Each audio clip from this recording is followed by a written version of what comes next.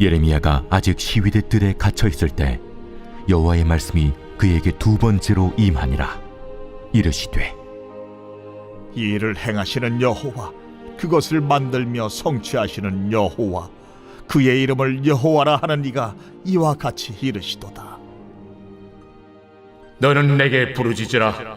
내가 내게 응답하겠고 네가 알지 못하는 크고 은밀한 일을 내게 보이리라. 이스라엘의 하나님 여호와께서 말씀하시니라. 무리가 이 성읍의 가옥과 유다 왕궁을 헐어서 갈대아인의 참호와 칼을 대항하여 싸우려 하였으나 내가 나의 노여움과 분함으로 그들을 죽이고 그들의 시체로 이 성을 채우게 하였나니 이는 그들의 모든 악행으로 말미암아 나의 얼굴을 가리어 이 성을 돌아보지 아니하였음이라. 그러나 보라, 내가 이 성읍을 치료하며 고쳐 낫게 하고 평안과 진실이 풍성함을 그들에게 나타낼 것이며 내가 유다의 포로와 이스라엘의 포로를 돌아오게 하여 그들을 처음과 같이 세울 것이며 내가 그들을 내게 범한 그 모든 죄악에서 정하게 하며 그들이 내게 범하며 행한 모든 죄악을 사할 것이라. 이 성읍이 세계 열방 앞에서 나의 기쁜 이름이 될 것이며 찬송과 영광이 될 것이요 그들은 내가 이 백성에게 베푼 모든 복을 들을 것이요 내가 이 성읍에 베푼 모든 복과 모든 평안으로 말미암아 두려워하며 떨리라. 여호와께서 이와 같이 말씀하시니라. 너희가 가리켜 말하기를 황폐하여 사람도 없고 짐승도 없다 하던 여기 곧 황폐하여 사람도 없고 주민도 없고 짐승도 없던 유다 성읍들과 예루살렘 거리에서 즐거워하는 소리, 기뻐하는 소리, 신랑의 소리, 신부의 소리와 및 만군의 여호와께 감사하라. 여호와는 선하시니 그 인자하심이 영원하다 하는 소리와 여호와의 성전에 감사제를 드리는 자들의 소리가 다시 들리리니 이는 내가 이 땅의 포로를 돌려보내어 지난 날처럼 되게 할 것임이라. 여호와의 말씀이니라. 만군의 여호와께서 이와 같이 말씀하시니라.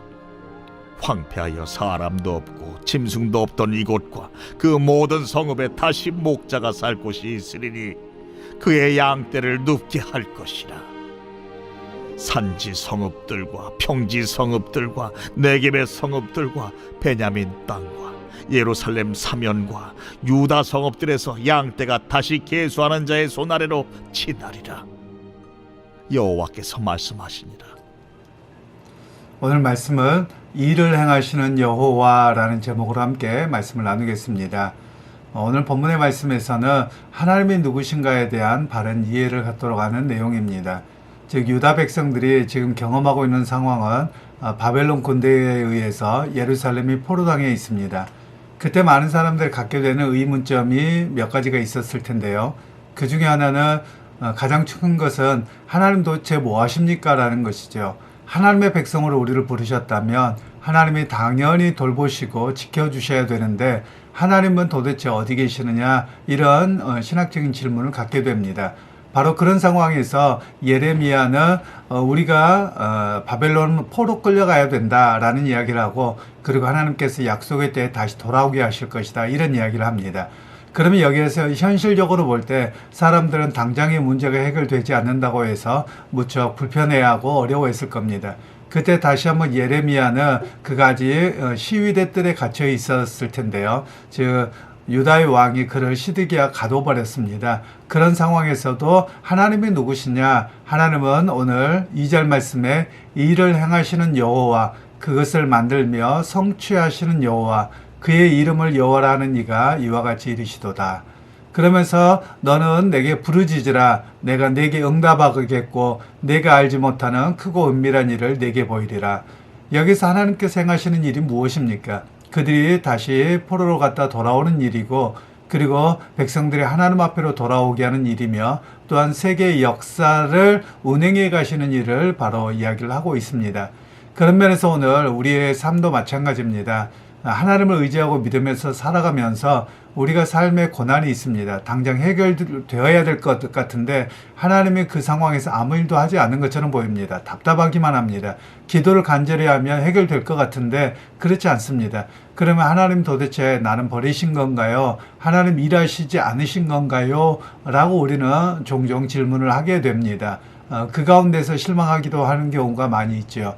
바로 하나님께서는 그 가운데서 당신이 누구신가 일을 행하시고 그리고 그것을 지키시는 여호와 하나님이신데 우리가 좀 큰 그림을 볼 수 있다는 겁니다. 왜 그러냐면 우리의 상황에 보면 하나님께서 내 문제를 그때그때 해결해 주기를 바라는 것이 우리 마음이거든요.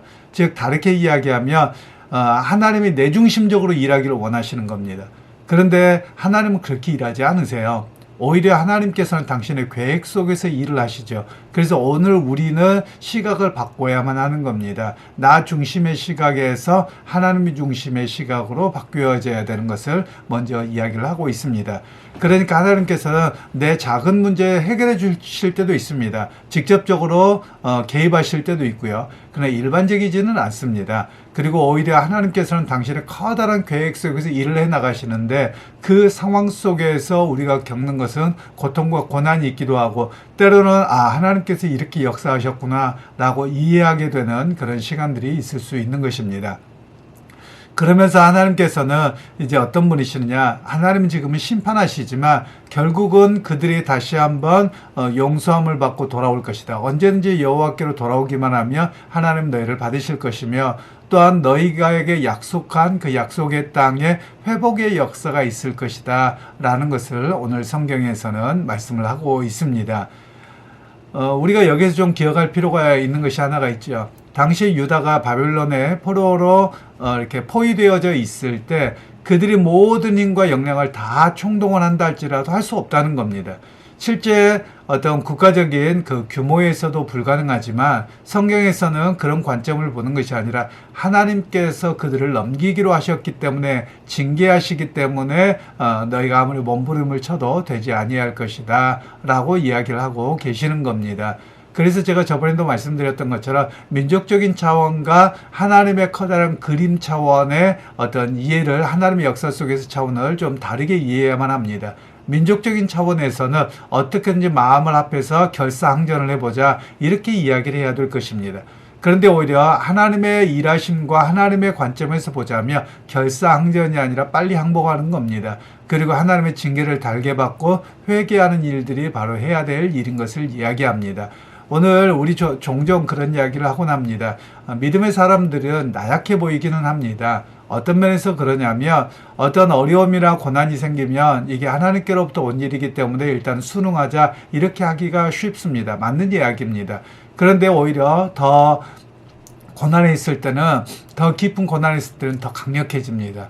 왜냐하면 하나님 앞에 간구하게 되거든요. 그리고 하나님의 일하심을 기대하게 되고 그 더 순결하고 고결하게 서게 되기 때문에 그러합니다.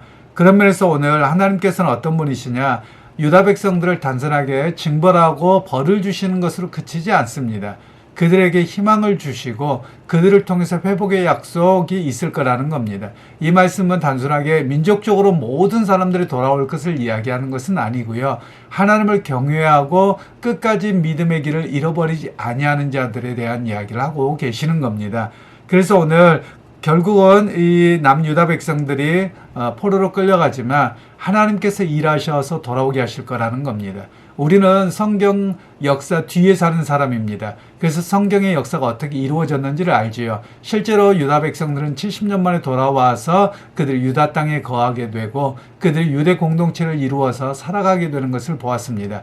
그리고 심지어 우리가 다니엘과 세 친구 이야기나 또 그 이후에 고레스의 측령이나 이런 것들을 보면 모두가 하나님께서 일하셔서 유다 백성을 돌아가오게 하시는 그런 하나님의 커다란 그림이었고 하나님의 역사하셨음을 우리는 성경을 통해서 또 역사 속에서 배울 수 있는 내용들입니다. 그러기 오늘 우리 믿음의 사람들이 좀 해야 될 일들은 당장 내 눈앞에 보이는 일 또는 현실, 고난 여기에만 머물러 있어서는 아니 되는 겁니다. 이것만 묵상하면 안 됩니다. 오히려 우리가 묵상해야 될 일은 하나님의 일하심을 기대하는 것. 지금 내가 이 일을 다 이해하지 못하고 깨닫지 못하더라도 하나님께서 일하실 것을 내가 믿습니다. 그러게 오늘 또 내게 주어진 오늘의 삶을 묵묵히 감당하게 하옵소서. 그것이 우리가 해야 될 고백이라는 것입니다. 하나님께서는 유다 백성들에게 이제 돌아와서 평화가 있을 것이고 번영이 있을 것을 약속합니다. 물론 그들의 삶 속에서는 작게나마 평화와 번영을 경험했을 것입니다. 오늘 우리에게도 이 약속의 말씀은 단순한 오늘 각자의 삶에서의 평안과 번영을 이야기하는 것은 아닙니다. 물론 작은 경험은 있을 것입니다. 거기서 기대감을 갖게 되기도 하지요.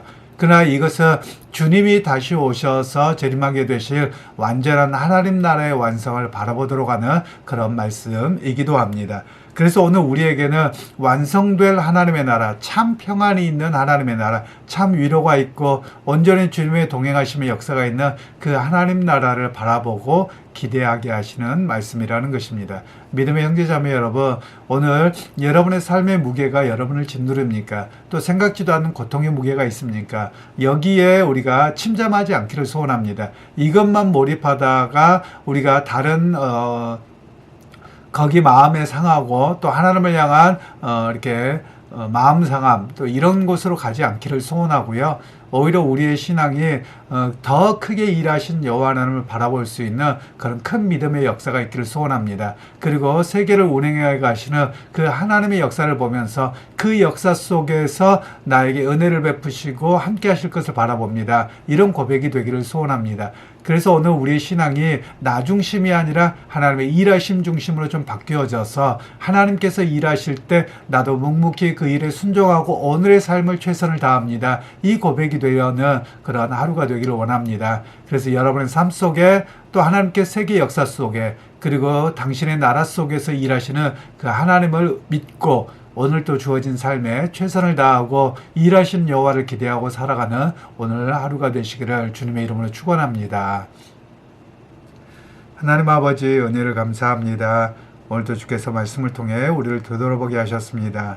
너무나도 내 중심적이고 나의 필요와 나의 문제를 해결해 주신 하나님만을 보았다며 이제 하나님께서 세계 역사를 운행해 가시는 큰 그림을 보게 하시고 당신의 나라를 이루어가는 일하시는 여호와 하나님 그리고 참 평화를 주시겠다고 약속대로 이어가시는 그 놀라운 일들을 바라보며 살게 하옵소서.